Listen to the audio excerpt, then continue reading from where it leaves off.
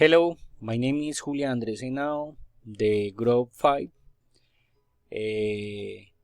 Two questions. One question is how do you think the programming for data analysis course contribute to your professional careers? Many thanks.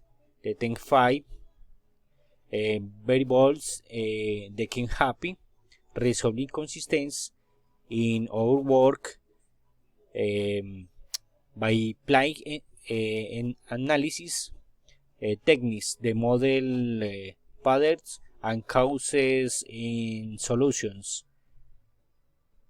And two question is how do you think you can contribute to your community and social environment with the architect skill obtained through this course?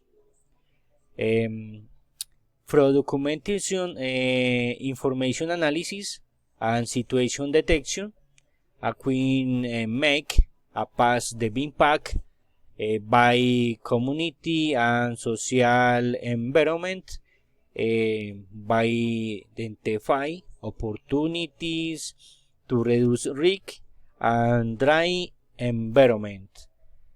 My name is Julian Andres Henao. The group is 5. Hi.